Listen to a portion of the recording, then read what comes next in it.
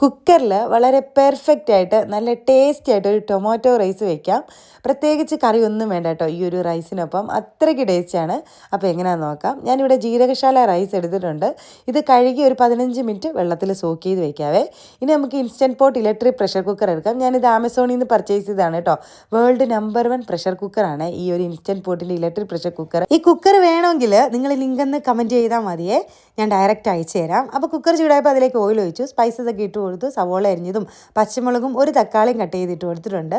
പിന്നെ കുറച്ച് കറിവേപ്പില ഇട്ട് ഒന്ന് വഴറ്റിയെടുക്കാം. പിന്നെ നമുക്കൊരു തക്കാളി ഇതുപോലെ പേസ്റ്റാക്കി ചേർത്ത് കൊടുക്കണം കേട്ടോ. ഇതുപോലെ പേസ്റ്റാക്കി ചേർക്കുമ്പോൾ നല്ലൊരു ടേസ്റ്റാണ്. എല്ലാം കൂടെ വരണ്ട് വന്നതിന് ശേഷം മുളക് പൊടി, മഞ്ഞൾപ്പൊടി, ഗരം മസാല, പിന്നെ ഒരു സീക്രട്ട് ഉണ്ട്, കുറച്ച് ചിക്കൻ മസാല, അതിട്ട് കൊടുത്താൽ നല്ല ടേസ്റ്റ് ആയിരിക്കും. അപ്പോൾ ആർക്കും പറഞ്ഞു കൊടുക്കണ്ട, നിങ്ങൾ ചെയ്തോടെ. ഇനി അരിയുടെ വെള്ളം കളഞ്ഞിട്ട് ഇട്ട് കൊടുത്തു. ആവശ്യത്തിന് ഉപ്പും. 1 കപ്പ് അരിക്ക് 2 കപ്പ് തിളച്ച വെള്ളവും കൂടെ ഒഴിച്ച് ഇൻസ്റ്റൻറ്റ് പോട്ട് ഇലക്ട്രിക് കുക്കർ അങ്ങ് അടച്ച് വെക്കാം. ഈ ഒരു കുക്കർ ആയതുകൊണ്ട് ഓട്ടോമാറ്റിക്കായിട്ട് ഇതിൻ്റെ റൈസിൻ്റെ ഓപ്ഷൻ ഇട്ട് കൊടുത്താൽ അവിടെ ഇരുന്ന് വെന്തോളൂ കേട്ടോ. സാധാ കുക്കറാണെങ്കിൽ ഒറ്റ വിസിൽ അടിച്ചിട്ടെടുത്താൽ മതിയേ. ഇനിയിപ്പം ചോറൊക്കെ വെന്ത് കിട്ടി. ഞാൻ ഏറൊക്കെ പോയതിന് ശേഷം തുറന്നെടുത്തിട്ടുണ്ട്. ലാസ്റ്റ് കുറച്ച് നെയ്യും മല്ലിയിലയും കൂടെ തൂവി എടുത്താൽ നല്ല ടേസ്റ്റി ആയിട്ടുള്ള ടൊമാറ്റോ റൈസ് റെഡി ആയിട്ടുണ്ട്. ഇനി ഈ റൈസ് സെർവ് ചെയ്യാൻ നേരം കുറച്ച് സവോള വറുത്തതും കാഷ്നട്ട് വറുത്തതും ഒക്കെ ഇട്ട് കൊടുത്താൽ ഒന്നുകൂടെ ടേസ്റ്റാണ്. കാണാനും അടിപൊളിയല്ലേ. പിന്നെ ഞാൻ ഇതിലേക്ക് അച്ചാറും മുട്ട ഫ്രൈയും കൂടെ വെച്ചിട്ടാണ് കഴിച്ചത്. ലഞ്ച് ബോക്സിലും ഇത് അടിപൊളിയാണ്. പിന്നെ ഈ ഒരു പ്രഷർ കുക്കർ നിങ്ങൾക്ക് വേണമെങ്കിൽ ആമസോണിലുണ്ട്, അല്ലെങ്കിൽ ലിങ്ക് ഒന്ന് കമൻറ്റ് ചെയ്താൽ മതിയേ.